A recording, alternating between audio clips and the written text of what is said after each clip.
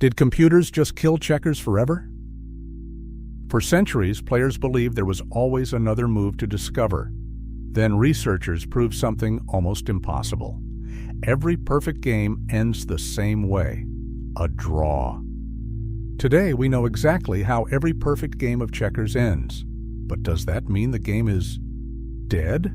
This is the story of how humanity solved checkers. Long before computers and long before electricity, people gathered around simple boards to test their minds against one another. Over the centuries, that tradition evolved into what we now know as English drafts, better known simply as checkers. Easy to learn, surprisingly deep. But beneath every move lay a bigger question. Could every possible game actually be known? When people hear that a game has been solved, they often imagine an unbeatable supercomputer. But that's not what it means. A solved game is one where the outcome can be proven, assuming both players always choose the best possible move. Take tic-tac-toe. If both players make their best decisions, neither side can force a win. Every perfect game ends the same way: a draw.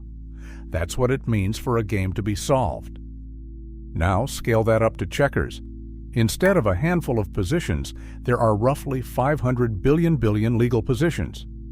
Researchers proved that from the standard starting position, perfect play by both sides always leads to a draw.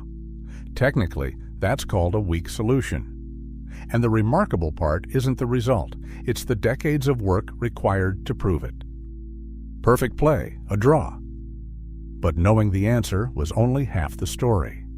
The real question was, who devoted decades of their life to proving it? And how did they pull off something many believed was impossible? In 1989, computer scientist Jonathan Schaeffer at the University of Alberta began an ambitious project. His goal wasn't to solve checkers, it was to build a computer that could beat the greatest human players alive. The program became known as Chinook: expert opening knowledge, deep search, and massive endgame databases, combined to play stronger than any checkers program before it. Standing in its way was Dr. Marion Tinsley, widely regarded as the greatest checkers player who ever lived. Across decades of competition, he lost almost no games at all. Their first championship match came in 1992, and Tinsley won. They met again in 1994. Every completed game ended in a draw, before Tinsley withdrew because of illness. Chinook became Man-Machine World Champion. But the project's biggest challenge was still ahead. By the mid-1990s, Chinook had already proven it could challenge humanity's best. Rather than chase more titles, Schaeffer's team set an even bolder goal. Don't just build the strongest player, solve checkers itself. Building the world's strongest program was no longer enough. The team now faced a far greater challenge: prove the correct result of the game itself. After years of computation, the starting position itself could finally be classified. With perfect play from both sides, neither player can force a win. The proven outcome is a draw. In 2007, Jonathan Schaeffer and his colleagues announced that English drafts had been solved from the standard starting position, one of the greatest achievements in the history of computer game research. But if we already know the theoretical answer, why do millions of people still love playing checkers? A mathematical proof assumes perfect play.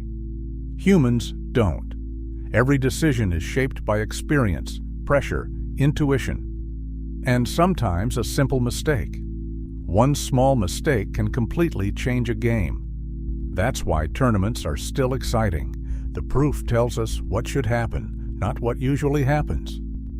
So, did computers kill checkers forever? Not at all.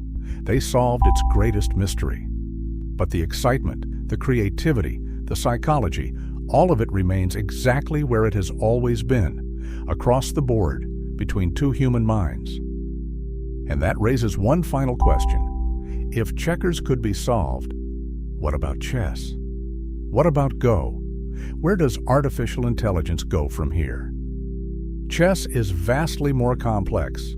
Its number of possible positions puts a complete proof beyond today's capabilities. Modern engines play at superhuman strength, but chess remains unsolved. Go is even more complex.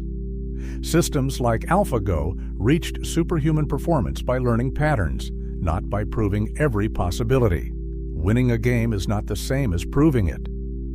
So, did computers kill checkers forever? No, they revealed its deepest secret, but every real game still depends on imagination, courage, mistakes, and brilliant decisions. Mathematics may know the destination, but the journey will always belong to the players.